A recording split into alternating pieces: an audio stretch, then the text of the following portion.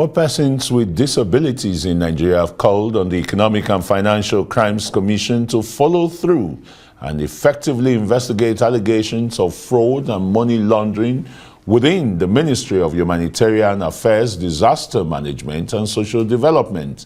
The Chief Executive Officer and founder of TAF Africa, Jake Epelle, says money laundering activities in the ministry has the capacity to have adverse effects on the most vulnerable and in the country generally. The Economic and Financial Crimes Commission is currently investigating the suspended National Coordinator and Chief Executive Officer of the National Social Investment Program Agency, Halima Shehu.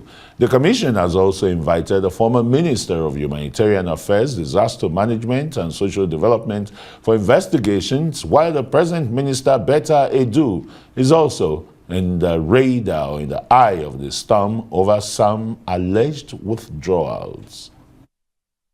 Well, we're now joined by Jake Epelle, the Chief Executive Officer and founder of TAF Africa. Jake? Thank you. Okay. Oga Christian. Welcome to Newsnight. Thank you, sir. Some people are saying that your organizations or people living with disabilities are not benefiting from the humanitarian ministry. That's why you're raising the hue and cry? No, I'm not just raising a hue and cry, like you rightly said, as a person with disability. I'm raising it as a Nigerian who is a critical stakeholder, a taxpayer, and one that should hold office holders accountable.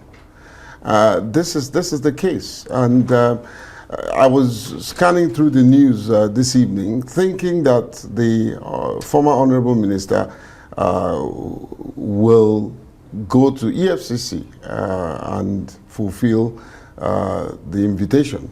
Unfortunately, even as of today, she hasn't responded, and then she gave this excuse that she's not feeling well. Okay, so I don't know. I'm not EFCC. Well, EFCC has given a time frame for her to report after seeking that permission. Yes. But the core of the issue is a fraud over 40 billion, and you know it's much more than that.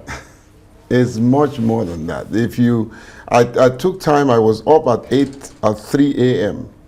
This morning, reading through all the reports, including some of the reports that she handed over.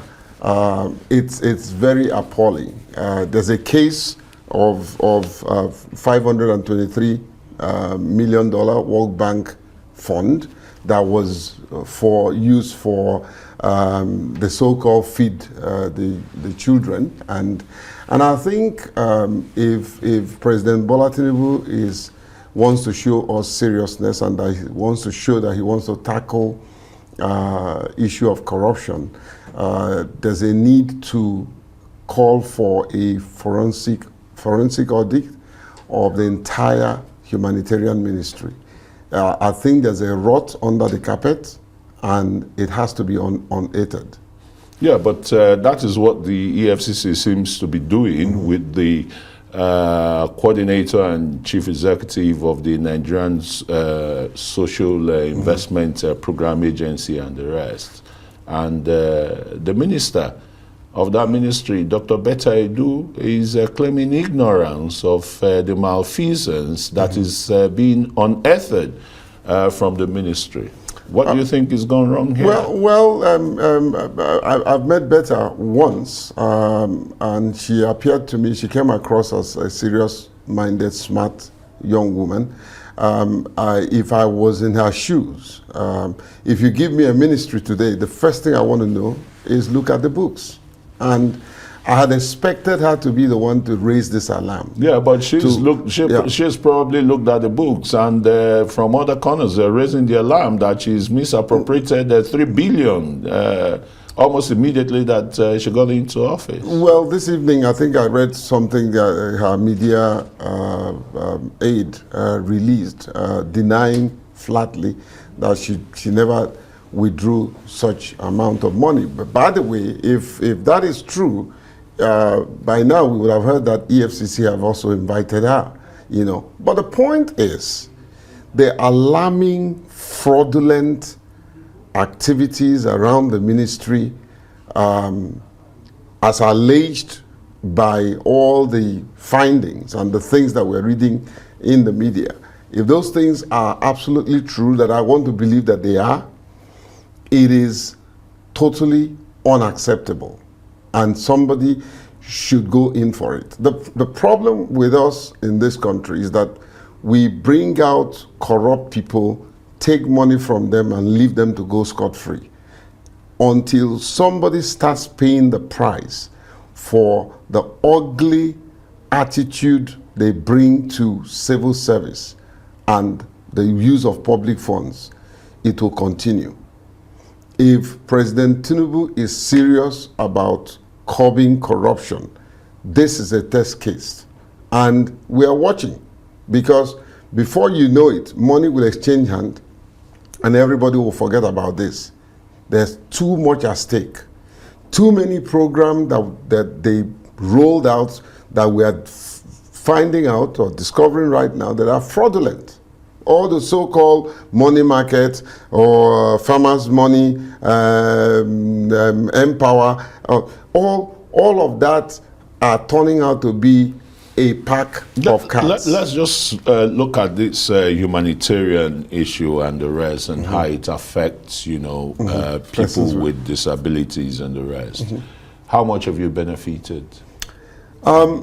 Not as a person, none. As an organization? As an organization, none. As an organization, none. By the way, I don't receive money from government. The last time ever that we got some sort of funding for the celebration of International Albinism Day was from the National Commission for Persons with Disability. And for heaven's sake, anybody can check it out. I have done accurate account of every penny spent. And once we resume, I'm going to forward it to the Honorable Minister's office and the office of the Executive Secretary of the National Commission. Yes. Yeah. Okay. So anybody can fact check me on that. But the truth is, we cannot allow this rot to continue, because it's the most vulnerable that pays the price. Can you imagine how much money, Mr. Christian, can you imagine how much money we're talking about?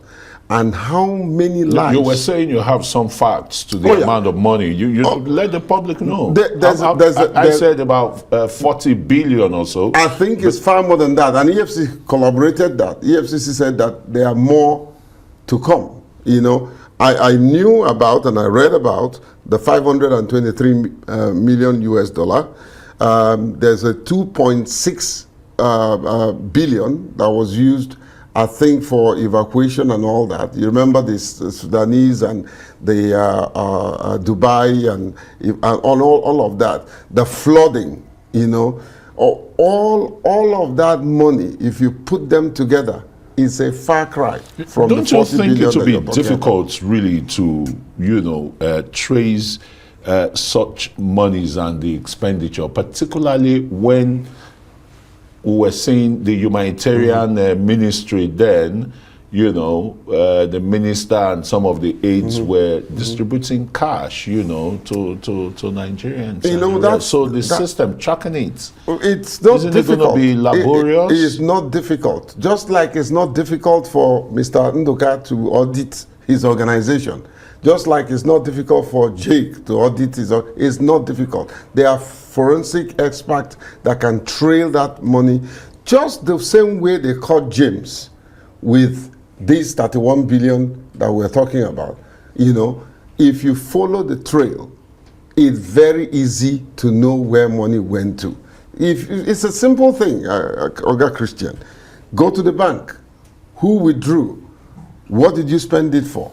Even if you use it in buying packets of cigarettes or tie or pay flight ticket, you can trace and trail the money where it goes to. It is not there's no rocket science about it at all.